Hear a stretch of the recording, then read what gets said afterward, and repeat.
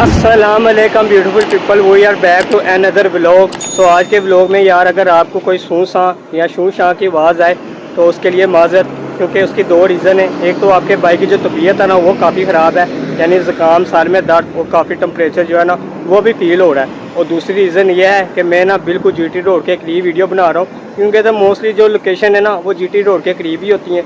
तो इसलिए ना जीटी रोड के करीब वीडियो बना रहा हूँ, तो उसकी वजह से भी आपको जो है ना साउंड हो सकता है अच्छा सुनने को ना मिले, लेकिन आपने बर्दाश्त करना है और इस वीडियो से जितनी इन्फॉर्मेशन हो सकती है वो आपने लेनी है। तो ये वीडियो बीमारी की हालत में मैं इसलिए बना रहा हूँ क्योंकि ये वीडियो जो है ना वो आप दोस्तों के लिए बहुत ज़्यादा इंपॉर्टेंट है। कि अगर आप भी मेरी तरह दुबई में जॉब करते हो, काम करते हो, तो आपके लिए बहुत ज़्यादा इंपॉर्टेंट वीडियो है ये, क्योंकि ये वीडियो है इंश्योरेंस के रिलेटेड।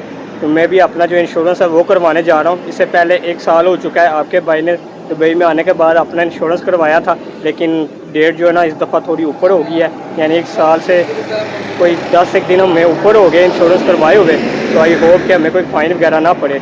और इस वीडियो में मैं आपको ना डिटेल भी दूंगा, इंश्योरेंस भी करवाऊंगा और बहुत सारी चीज़ें भी आपके साथ शेयर करूंगा। तो लोगों को शुरू से लेकर लास्ट तक पूरा देखना, किसी भी पार्ट को मिस ना करना। तो चलो चलते हैं। सो अभी ना मैं इधर एक मार्केट है, उधर जो है ना टैपिंग सेंटर है, तो उधर से जाके जो अपना इंश्योरेंस है वो करवाता हूँ। तो इंश्योरेंस के रिलेटेड एक चीज़ आपको बता दूँ, अगर आपने इंश्योरेंस करवाई नहीं है, फर्स्ट टाइम करवाने जा रहे हो, तो आप पहले कोशिश करो ऑनलाइन इंश्योरेंस करवाने का। उससे ना आपको 60 दिरहम में आपका इंश्योरेंस जो है ना ऑनलाइन हो जाएगा। अगर आप फिज़िकली जाके करवाओगे किसी मार्केट वगैरह से, टाइपिंग सेंटर से, तो आपको ना 70 दिरहम में जो है ना उसकी कॉस्ट जो है ना वो आएगी।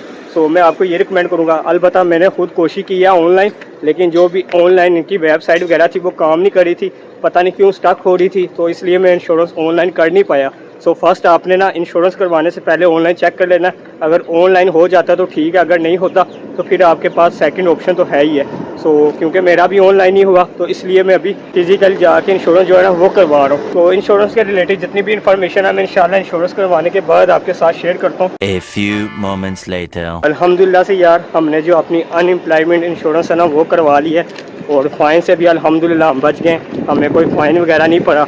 और भाई से मैंने बात की तो भाई ने बताया कि 6-7 दिन 8 दिन ऊपर हो जाए तो कोई इतना डिफरेंस आता नहीं। लेकिन मैं आपको ये रिकमेंड करूँगा, आप जैसे ही आपका 1 साल कंप्लीट हो तो आप ना जल्दी से जो अपनी इंश्योरेंस है ना वो करवा लें। ये मैंने 1 साल की करवाई है, इससे पहले भी मैंने 1 साल की करवाई थी, और ये हमें पड़ी है जी 70 दिरहम में हमारी जो इंश्योरेंस है वो ही है।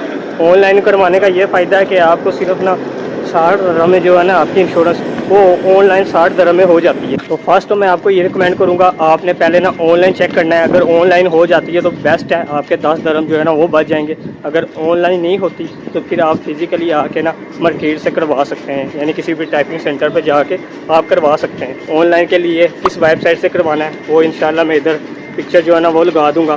सो आप ना इधर देख के उससे कर सकते हैं।